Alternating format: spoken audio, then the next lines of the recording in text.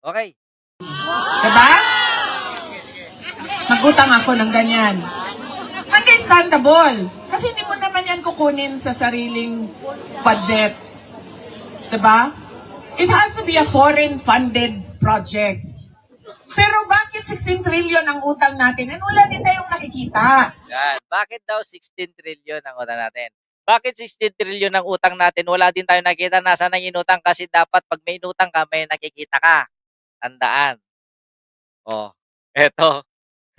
7.4 trillion ang inutang ng tatay mo. Para mabuo yan 16 trillion na hinahanap mo. O, bago ka magtanong sa administrasyon ito, hanapin mo muna yung 7.4 trillion ng tatay mo na sinasabi mong wala kang nakikita, tanga. It's the motherfucking Eagle Double G. Tignan ninyo, hindi nagsisinungaling ang datos, mga kaibigan. Hindi nagsisinungaling ang numero. Wala daw siyang makita, maramdaman na 16 trillion na utang ng Pilipinas. Pero bakit hindi niya tanungin yung putang ina ng tatay niya na nakakulong ngayon dahil sa kahayupan, sa kapwa sangkatauhan, pinaninira niya kay President BBM. Napakalaking kahipokritohan. Eto na sumagot. Hindi na ako mag-a-adlib. Hindi na ako sasagot. Yan na lang. Bahala na kayo. It's the motherfucking Eagle Double G. Saan napunta? Yung 16 trillion? Ilan yung naging presidente natin? 17. Sa 17 na naging Pangulo ng Pilipinas, mula kay Emilio Aguinaldo, sino pinakamaraming inutang? Sino pinakamaraming utang? O ito na lang.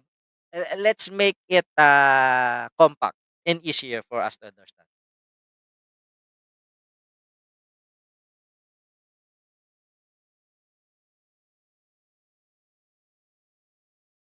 Saan napunta yung 52 billion ni Pulong? Yun na lang. Yun na lang, ha? Wala nang mahabang usapan to. Okay? Hinahanap niya, wala daw siyang nakita, wala daw siyang nakikita sa 16 trillion. Halos kalahati niyan tatay mo, eh. Ngayon ang tanong, saan nilagay ni Digong ang inutan niya nung panahon siya ay presidente? Because may PBBM, kung saan napunta yung 2.6 trillion na yan, putang ina, nasa bilan ni BBM, bigas. Ayan, natupad ko yung pangarap ko, 20 pesos per kilo ng bigas. Nakikita naman natin, may mga internet na yung mga eskwelahan ngayon. Nakikita naman natin yung mga pinapagawa mga tulay, pinapaayos na mga depektibong tulay nagawa ni Digong. Nakikita naman natin yung mga sunod-sunod na mga infrastructures, halos hindi nga tumigil, eh. Ha? Bulag ba si Sara or manhid lang? O mga DDS, sagutin nyo. Saan napunta yung 7.4 trillion na inutang ni Digong? Mamut Chacha in Switzerland. Hello, hello, hello, hello. Iniwan ni tatay utang minana ni BBM. Remember, we already paid 2 trillions, almost 2 trillions from the debt made by Digong and the other presidents before BBM. Saan napunta yung 16 trillion? 2 trillion doon ipinambayad. Oops, tanong ko lang. Ilang pera ang sinayang ni Digong nung panahon niya yung pinang-deposit natin sa Russia? Naibalik ba yun? Naibalik ba yung $2 billion? Hindi? Oh, okay. Mantakin mo kung yung 2 billion na yun ipinangkain sa mga Pilipino.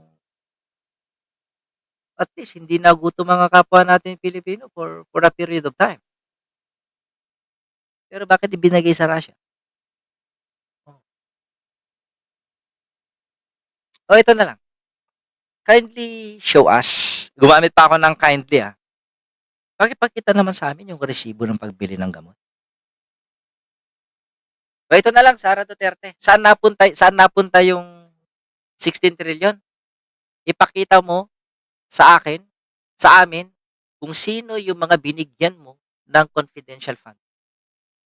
Present before us those persons whose names indicated on that acknowledgement receipt where you given the fund of the people. Naghahanap ka kung saan napunta yung 16 trillion na yan. Ipakita mo sa amin ngayon kung totoong tao ba yang mga pumirma dyan sa acknowledgement receipt na yan, na nakapangalan dyan, kung sila ba ay tao o hindi. Ngayon, pag ipinakita, para malaman namin kung saan napunta yung pera ng bayan. Tama, mali. It's the motherfucking Eagle Double G. Gusto niya na makita eh. Gusto din namin makita kung saan napunta yung pera namin. As part of that 16 trillion that you are looking or searching for.